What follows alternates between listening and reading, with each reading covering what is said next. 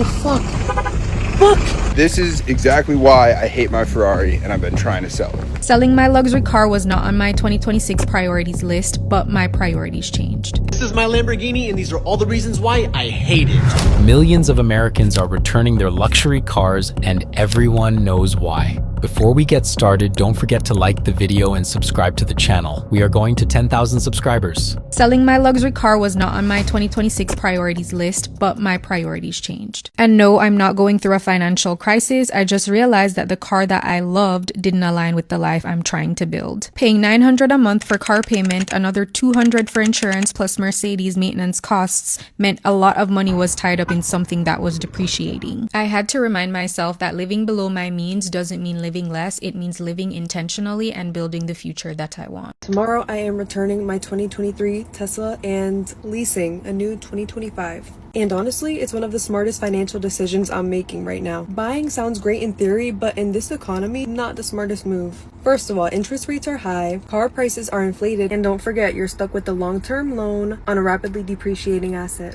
Leasing gives me flexibility, it gives me lower monthly payments, and I don't even have to worry about maintenance. That's another thing. When you lease a car, it's all covered. First of all, with Teslas, I don't even have to worry about the oil change. No gas. The electricity bill is not going up that much. Yes, it's going up a little bit, but not as much as I would be paying in gas. And let's be real, the auto industry is always changing. So why am I going to be stuck with the car for 6 years, sell it, and I can't even get the price point that I would want? Not the smartest move to me. So today I said goodbye to the car of my dreams. I was 21 when I first got my car. I had just got my first big girl job and I was making a decent amount of money and I was ready to get out the little hoopty I was driving in. Everybody kept telling me, do not get a Range Rover. They're not reliable cars. You think I listened?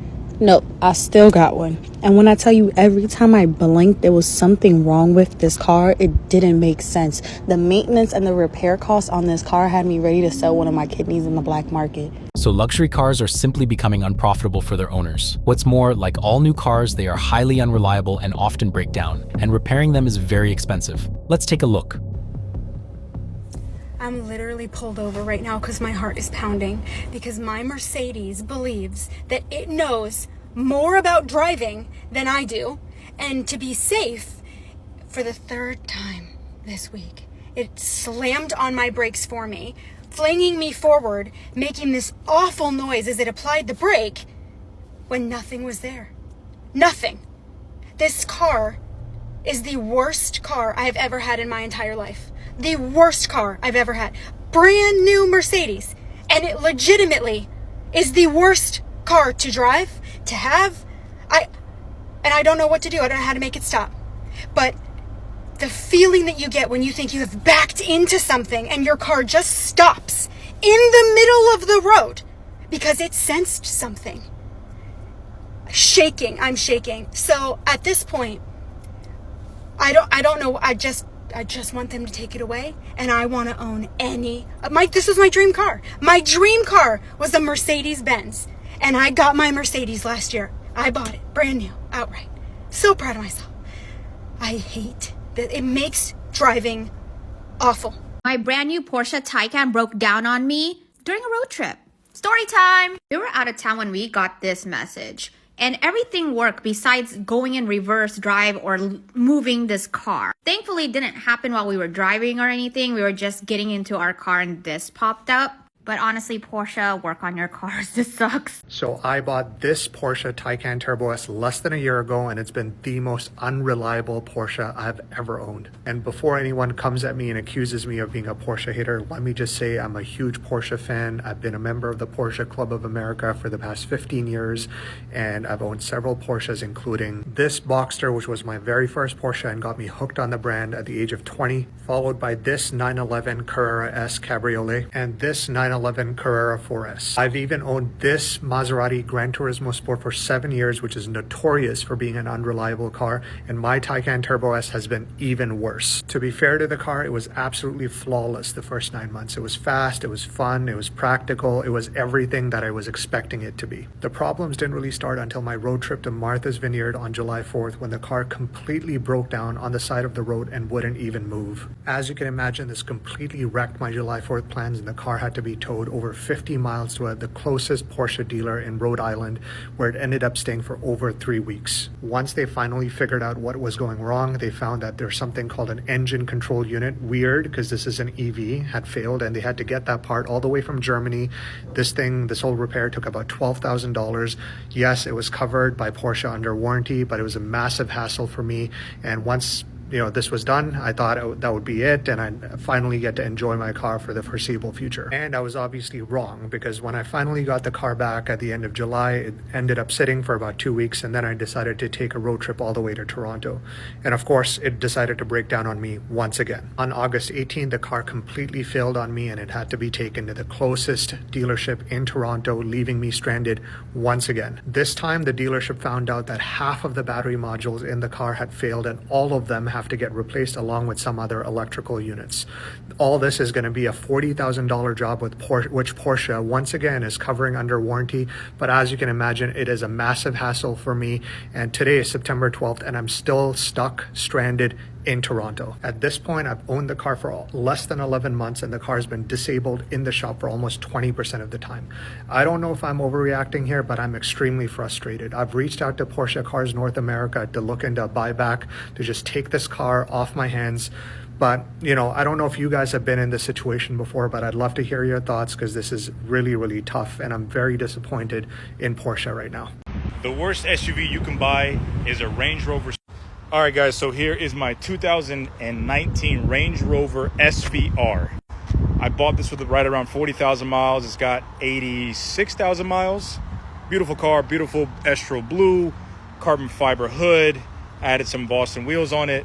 So the Range Rover SVR has a 5.0 supercharged V8 that pushes 575 horsepower. As good as this car looks, this has been the most problematic SUV I've ever bought. Now, don't get me wrong, it looks good, it sounds good, but it is not reliable. I have already had so many suspension issues, right? I've had sensor issues, TPMS, key. I've had 2 power steering motors go out. These Range Rovers eat through brakes and rotors like it's just an appetizer. I've went through so many brakes and rotors with this car. Now, 575 horsepower is a lot, but this is a pig. It is huge and it weighs a lot.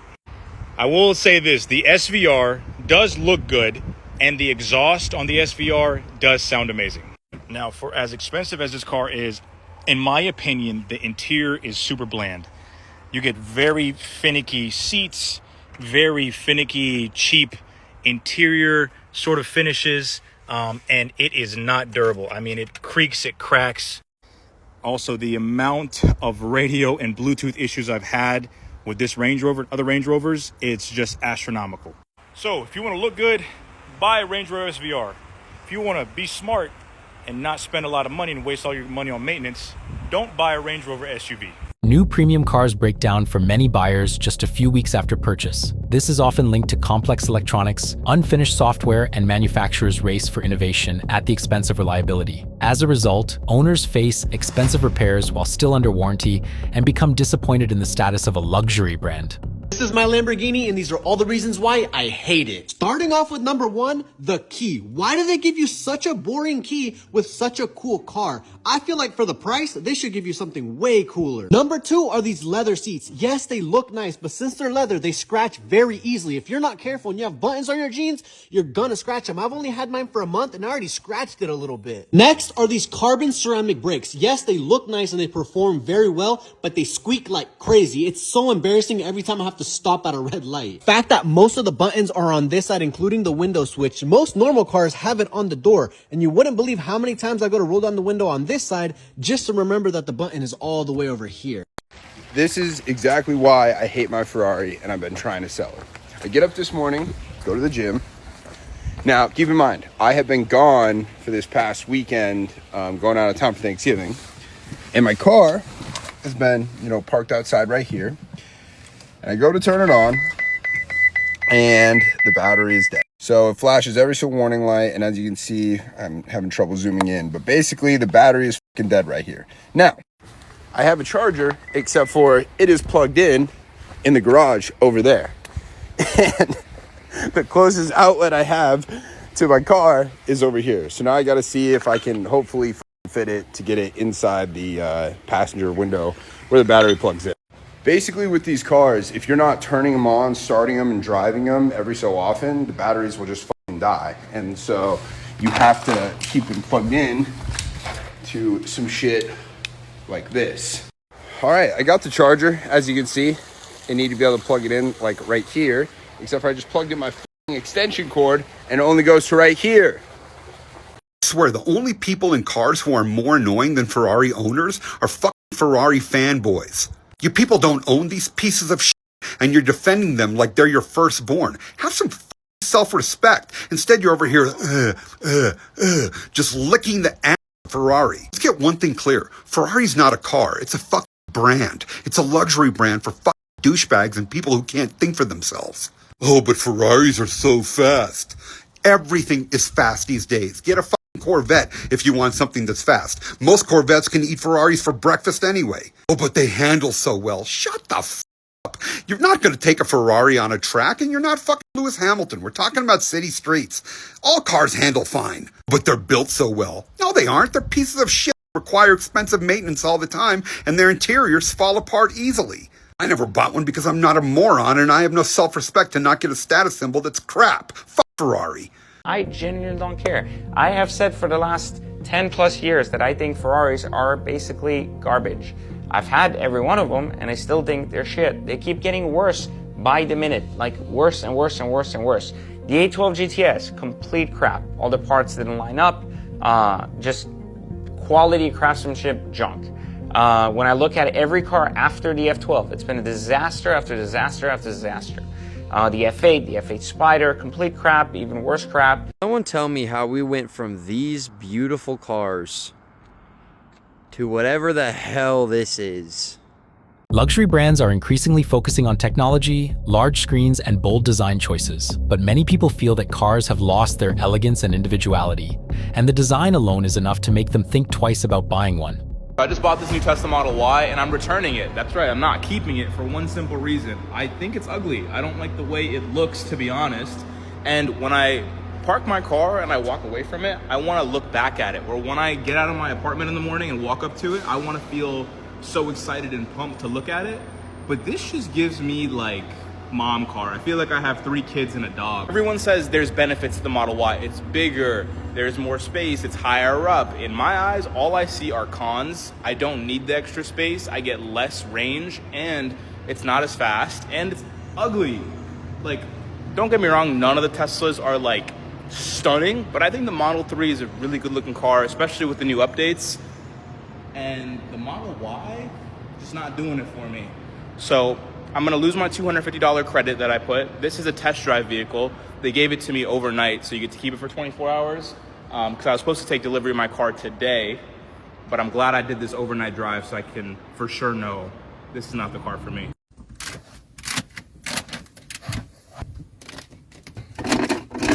Aston Martin is the worst car brand on the planet. For those of you guys who watch my videos, you know I have an Aston Martin DBX, or I had an Aston Martin DBX because it got totaled yesterday. No accident or anything like that. About 2 weeks ago, I drove through a puddle, the engine shut off, and it was sitting in the water for a bit. It got towed to the shop, and they basically said it has irreversible engine damage. Mind you, this car has 9,000 miles. It's literally almost brand new, and I just drove through a puddle, and it just breaks, I guess. I don't know. So now we're down to just one car, only the McLaren. It's rough out here, guys. Why did Mercedes send me an estimate telling me that it's time for brakes, and for my front brakes was going to be $6,800? Baby, I told them people I will stop this car with my thumbs. And the brakes for $6,800, them brakes need to stop crime. They need to put a stop to crime. Because what kind of brakes? Needless to say, I got my brakes done on Friday. Guess how much they were? $275. And I looked up online to see how much brakes for my AMG are. And for the front axle, it was literally like between $150 and $300. So y'all, if you have a luxury car or just a car period and you are a lady, do not feel bad about getting second, third, fourth, fifth opinions about what your car may need, or because these dealerships, they will try to bust your head down to the white meat. And man, my car is riding smooth. Okay, 275. If you're in Houston and you need somewhere to go, I got you. Yes, nobody likes the crazy maintenance costs. When a Mercedes dealer casually quotes $6,800 for front brakes, while the real price at an independent shop is $275, it becomes clear why millions of Americans are going back to regular cars. Here are 5 things I don't like about my 2023 Porsche Macan loaner car. We're starting with the hood open because, well, this is my main complaint. The engine. This is the EA888 Gen 3 turbo 4-cylinder. Makes around 265 horsepower in this application. It's using the GTI and a bunch of other VW ID Group products. And the GTI, great motor. But this one right here is shared with the Audi Q5 2.0T, which starts in the low 40s. And that car, which is just an Audi, it's fine. But in this thing, where this thing starts at almost $60,000, and this one is equipped is probably closer to 70. Nah. Like, yeah, 6.2 to 60 is like not bad, but it's also 70 grand. That's almost X3M territory. Like, it's punchy around town, but on the highway, no power. Second one for me is US only, because in Europe this isn't an issue, but I don't like red indicators. Like, I'm sure like the European one has like a nice orange one. This thing is just the whole brake light. I don't like it. Third thing for me is gonna have to be the shifter in the updated one. Funny enough, the early ones had like a nice little leather surround here. They had PDK manual mode on this side. This thing looks like it came out of a Chevy Trax. Plastic. Next thing I don't like is there's really no good place to put your phone. This area right here is too small for my iPhone 14 Pro. It's not a Pro Max, it's just a regular size, and it doesn't fit. And I don't want to use up the cup holder, so it's kind of like, you know. And lastly for me, the interior for me is starting to feel a little bit dated, even though this thing's just been updated. Some of the switchgear in here is shared with my Cayenne, which is a 2014 model year. This is a 2023. Same switches here. This roof console looks identical. And look, it looks nice, but it's also it looks 10 years old at the same time. And I like analog gauges, but like, I don't know, it looks just kind of dated. Like, I wouldn't have this issue if it wasn't $70,000. Also, I know it's 5 reasons, but we'll add number 6 because it's my channel, and I don't care. Bass sound system sucks. Alright, so overall, it's a decent car as a loaner car. I would not spend my own money on this thing.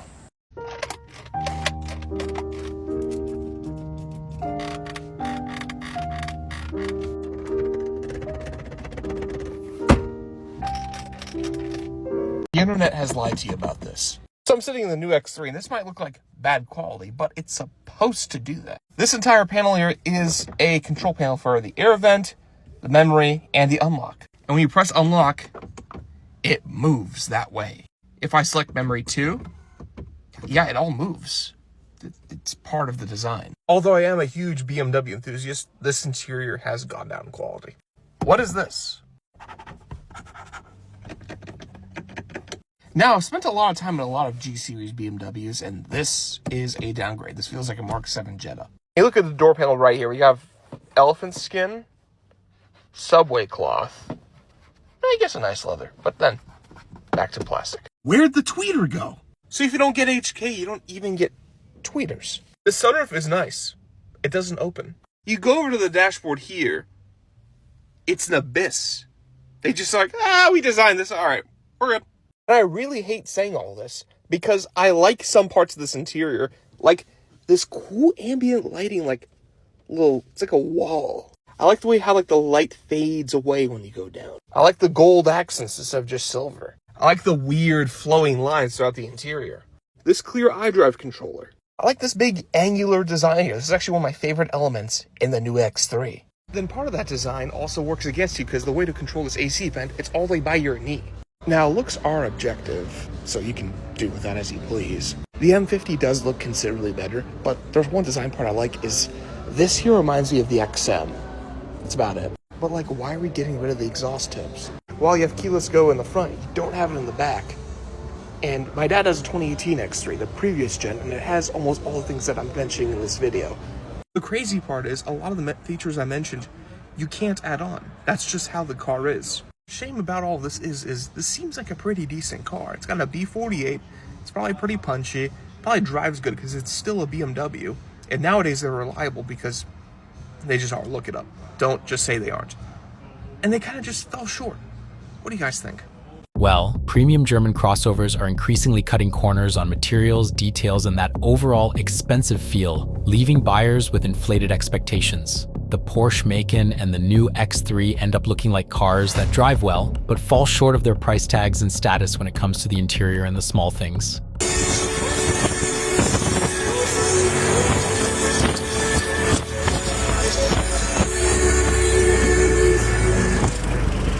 What?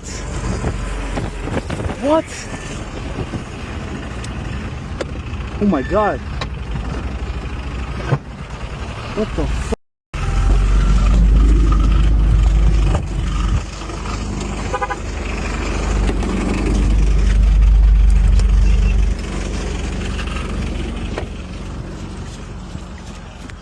After 6 months of owning my McLaren, here are the top 3 things that suck about this car. Number 1, there's 2 types of glass on this car. Glass that's broken and glass that's about to be broken. Number 2, it's a McLaren, so you have no idea whether or not it's going to start that day or what the next problem is going to be. And number 3, everyone and their grandmother wants to race you, so it's hard to actually get from right to left on the highways because you have people boxing you in, consistently trying to take video of you. McLaren build quality.